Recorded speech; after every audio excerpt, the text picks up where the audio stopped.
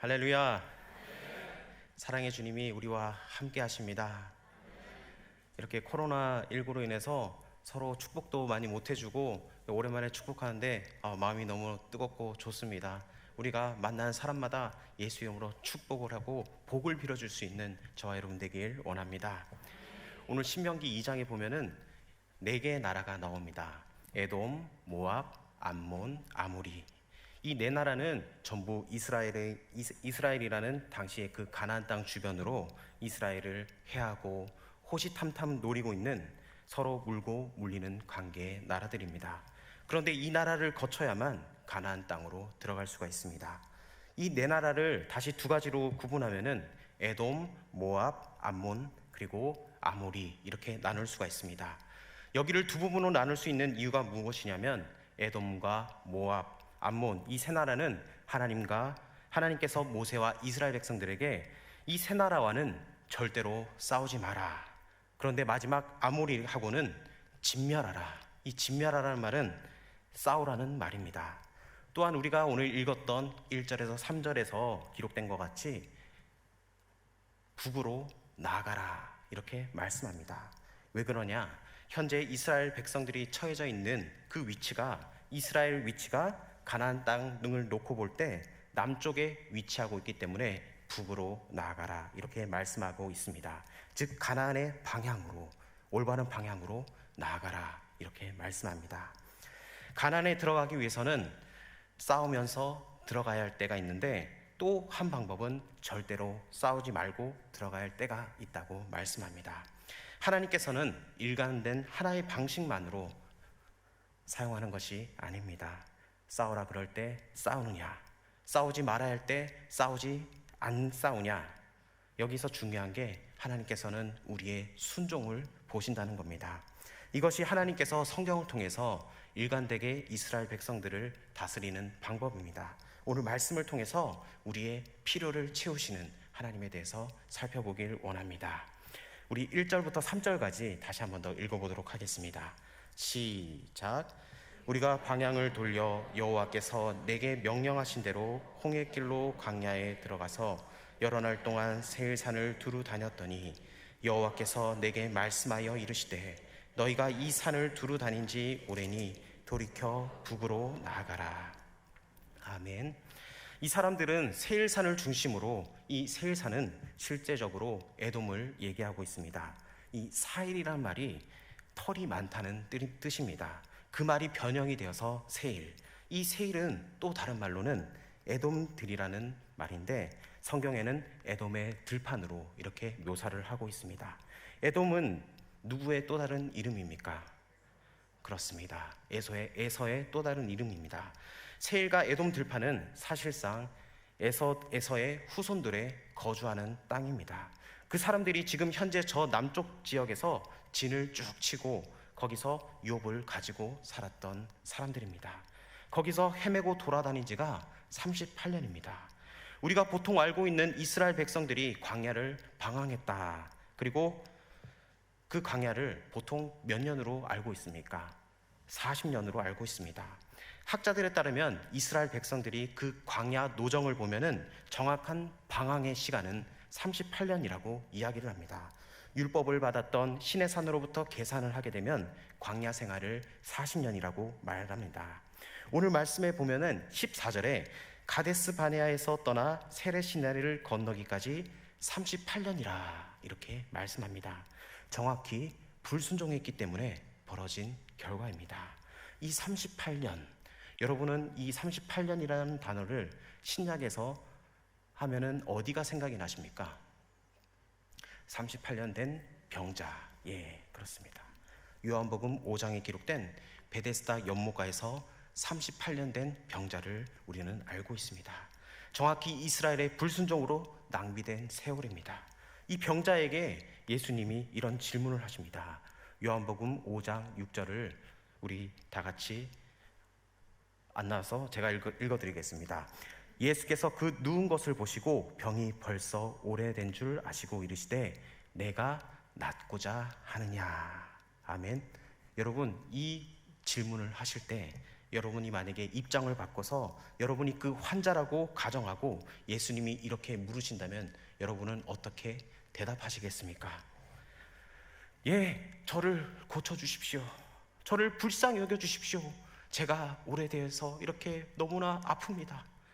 제가 도움을 받고 싶습니다. 낫고 싶습니다. 이렇게 말하지 않겠습니까? 그런데 38년 된 병자의 답은 다른 답을 합니다. 우리 7절 말씀을 우리 다 같이 읽어보도록 하겠습니다.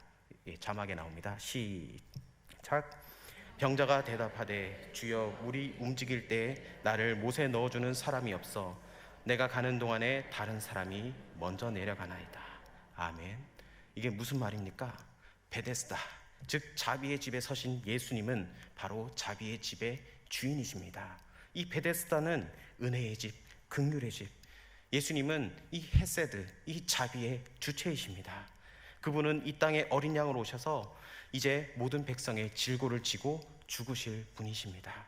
그분은 창조주이시고 하나님이십니다. 그분이 38년 된 병자에게 물었습니다. 그러면 자비의 주제가 되시는 예수님께 긍휼을 베풀어 달라고, 이 헤세드, 인자를 베풀어 달라고 답을 하면 되는데, 여전히 이 38년 된 병자는 인간적인 속성을 버리지 못하고 이런 대답을 합니다. 당연하지, 누가 나를 끌어주는 사람이 없는데 내가 어떻게 거기에 들어가겠는가? 이 환자의 의식 구조 속에는 끊임없이 내가 그 연못 속에 들어가는 행위가 있어야 한다고 그렇게 말을 합니다. 누군가라도 나를 업고 가든지 끌고 가든지 그 못에 나를 넣어줘야 되는 사람이 있어야 한다고 그렇게 말을 합니다. 내가 그 연못에 들어가야 한다고 말을 합니다.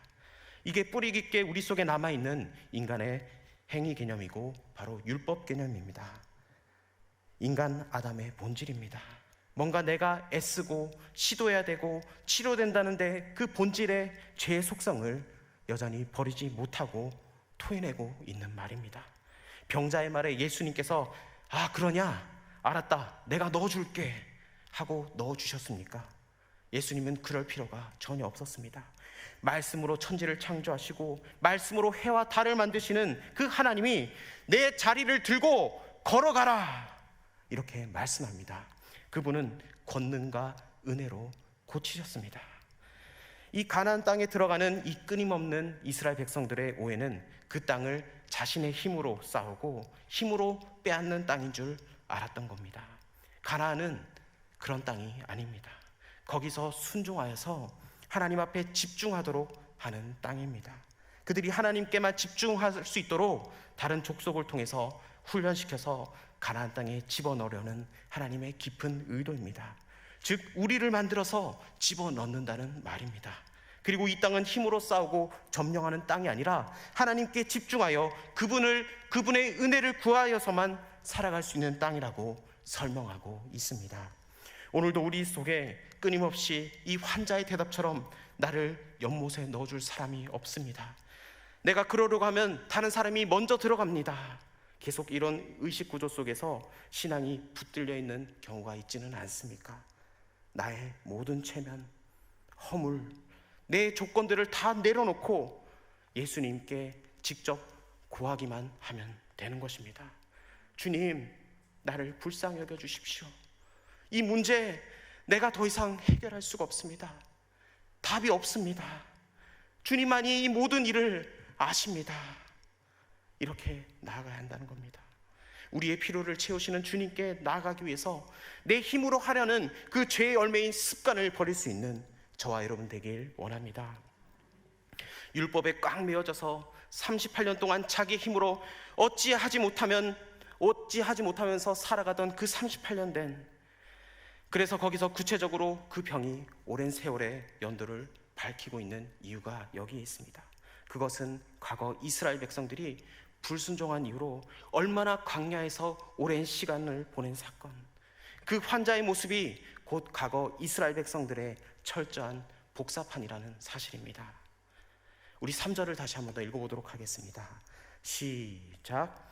너희가 이 산을 두루 다닌 지 오래니 돌이켜 북으로 나아가라. 아멘. 이제 이스라엘 백성들이 떠난 지 40년이 거의 다 되어가는 쯤에 하나님께서 본격적으로 모세와 이스라엘 백성들을 향하여서 북으로 즉 약속의 땅으로 나아가라고 명령합니다. 4절에는 너는 또 백성에게 명령하여 이르기를 너희는 세일에 거주하는 너희 동족 에서의 자손이 사는 지역으로 지날진대 그들이 너희를 두려워하리니 너희는 스스로 깊이 삼가고, 이렇게 말씀합니다. 여기에 보면 하나님께서 에서의 자손을 너희의 동족이라고 표현을 합니다. 너희는 여기에서 바로 이스라엘을 가리킵니다.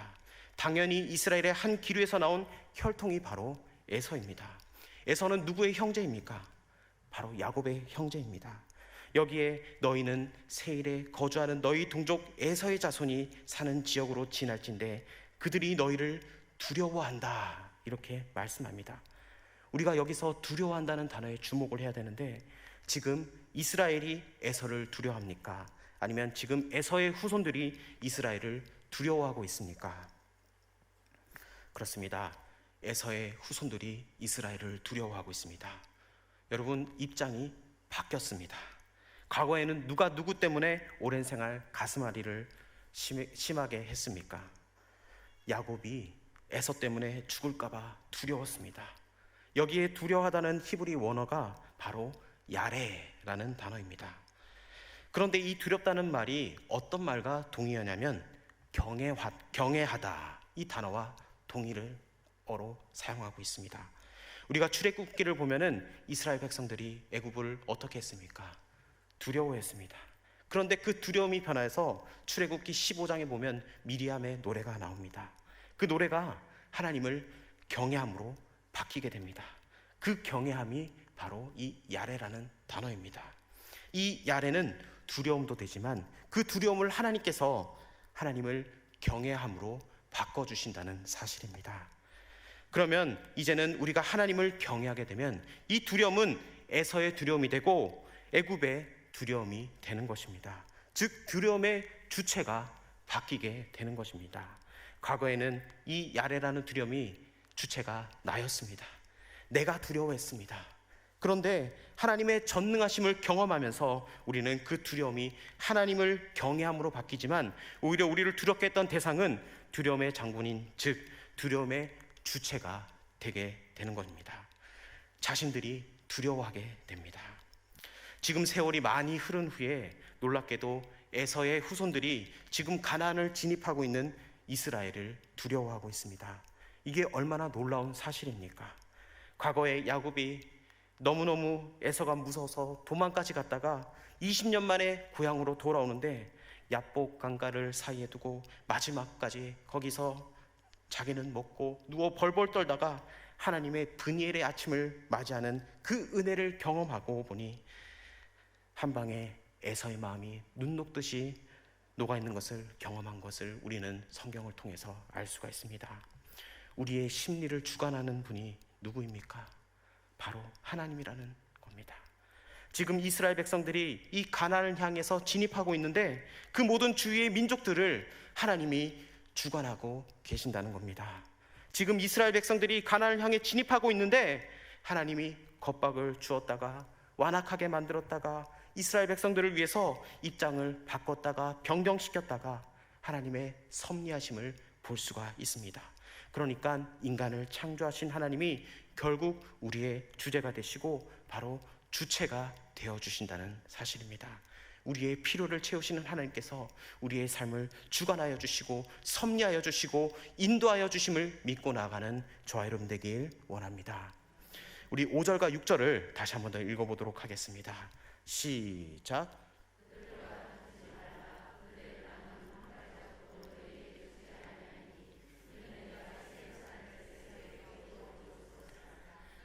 돈으로 그들에게서 양식을 사서 먹고 돈으로 그들에게 물을 사서 마시라. 아멘. 지금 이스라엘 기준으로 보면은 이미 에서는 이스라엘의 열애로 취급되는 종족입니다. 정통 기업을 못 받는 백성이 되고 말았습니다. 그것은 언제부터 이미 결정된 사건이었습니까? 에서가 장자권을 포기할 때부터 결판이 난 사건입니다. 그 장자권은 그리스도의 계보를 잇는 매우 중요한 언약을 쟁취하는 문제였습니다. 야곱이 우리가 알기로는 못된 사람이잖아요. 그렇지만 오늘식으로 얘기하면 그래도 나는 그리스도를 믿고 예수님이 나에게 필요합니다 라는 사실을 붙든 사람입니다. 그의 인격은 두 번째 문제고, 근데 에서는 그냥 죽 한 그릇에 육신의 허기를 때우는데 그것이 에서의 생각이었습니다. 그래서 장자권을 어떻게 합니까? 너무 쉽게 넘기지 않았습니까? 그런데도 하나님께서 에서에게 기업을 주셨습니다. 에서에게 약속을 했기 때문에 그들과 싸워서는 안 된다. 이 땅에 한 발자국도 너희가 뺏거나 가져서는 안 된다. 왜 그렇습니까? 내가 에서에게 기업으로 내가 약속했기 때문에. 이건 누구와의 약속입니까? 에서와 하나님 사이에 맺은 언약입니다. 약속입니다. 하나님이 에서에게 언약을 신실하게 지키고 있습니까? 이방인이 되어버린 에서에게도 하나님이 언약을 신실히 지키시는 분이신데, 하물며 본 기업을 물을 이스라엘 백성들에게 약속을 지키시지 아니하겠습니까? 그런데 하나님께서는 때로는 아주 아픈 방법을 쓰시기도 합니다. 하나님께서 자기 자녀들을 아픈 방법으로 다루기도 합니다. 안 그러면은 내 자녀가 정말 망가질 수밖에 없기 때문에 그 가장 귀한 것을 포기하고 이웃나라로 키워서 넘겨버리거나 팔아버립니다. 그게 바로 바벨론 포로 사건입니다. 여러분, 솔로몬의 재판 이야기를 잘 아실 겁니다. 그 재판 속에 담겨진 이야기가 사실은 실제 엄마는 그 아이를 살려야 하기 때문에 그 아이를 포기할 수밖에 없었던 것입니다. 그건 솔로몬의 지혜가 아니라 하나님의 지혜를 그 사건에 담아서 하나님이 얼마나 이 백성을 살려내기 위해서 아픈 사랑의 방식을 택했느냐는 그 재판의 스토리를 통해서 보여주고 있습니다. 에돔, 이 에서에게도 신실하게 약속을 지키시는 하나님이라면 하물며 본 백성인 이스라엘에게 얼마나 더 언약을 성실하게 신실하게 지키시겠습니까? 여러분, 하나님께서 우리의 필요를 모르실까요? 우리의 아프고 상처난 것들을 모르실까요? 그렇지 않습니다. 우리 하나님은 전지전능하신 하나님이십니다. 사랑이 풍성하신 하나님이십니다. 그 하나님께서 저와 여러분의 필요를 아시고 채워주십니다. 여러분, 하나님께 더 간구하는, 그리고 하나님께 더욱더 나아가는 저와 여러분 되길 원합니다. 우리가 그 하나님을 신뢰하며 나아가길 원합니다. 우리 8절을 다 같이 읽어보도록 하겠습니다. 시작. 우리가 세일산에 거주하는 우리 동족에서의 엘라과 에시온게벨 곁으로 지나 행진하고 돌이켜 모압 강야 길로 지날 때에. 아멘. 여기서는 이제 어디로 갑니까? 모압 강야를 지나게 됩니다. 이 지난다는 것은 하나님의 본 백성이 통과할 때 그것을 열어주고 그것을 용납하고 받아들인 백성에게 죽음이 면해집니다. 진멸되지 않습니다. 그런데 그것을 거역하는 사람들에게는 진멸이라는 심판이 기다리고 있습니다. 그런데 이 지나간다는 개념이 어디에서 최초로 등장합니까? 바로 유월절 사건입니다. 하나님의 심판의 사자가 어린 양의 대신 그 죽은 피가 발라진 문설주가 있는 이스라엘에게만은 지나갑니다. 지나간 그 집만이 구원을 받을 수가 있습니다. 그리고 그것을 거역한 애굽은 끝에는 심판을 받게 됩니다. 여기에서 중요한 교훈이 있습니다. 우리의 삶이 홍해바다와 같고 이방 민족의 가치관과 세계관이 가득한 이 세상을 지금 하나님의 군대로서 하나님의 백성으로 우리는 매일 그 길을 지나가고 있습니다.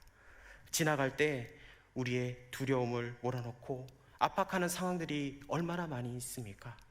그러나 우리가 기억해야 될 것은 하나님이 그 길을 함께하여 주시고 우리에게 두려워하지 말라고 말씀하고 있다는 겁니다. 여러분, 우리가 세상에 겁먹지 않기를 원합니다. 오히려 담대함으로 하나님께 나아갈 수 있는 저 여러분 되기를 원합니다. 하나님께서 그 홍해도 가르시는 하나님이십니다. 여러분의 상황 속에 여러분의 환경이 지금 무너져 있는 경우가 있습니까? 여러분, 그 상황을 바라보지 마시고 그 상황 너머에 계신 예수님을 바라보길 원합니다. 더 이상 그 현재 삶의 자리에서 38년 이상 돌아다니며 헤매지 말고 그 자리를 털고 우리는 일어나야 합니다.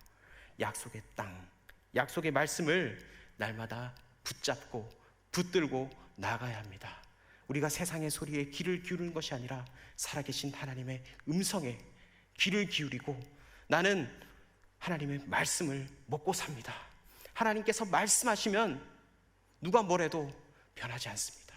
왜냐하면 진리 되신 말씀이 나와 함께하고 하나님이 나와 함께하기 때문에 나는 이 모든 상황을 이겨낼 수 있습니다. 그 믿음을 여러분들 날마다 선포하며 나아가길 원합니다. 하나님께서는 우리의 필요를 채워주십니다. 내가 상상하지 못한 일들을 하나님께서는 우리를 위해 준비하고 계시고 계획하시고 인도하여 주심을 여러분 믿고 나아가길 원합니다.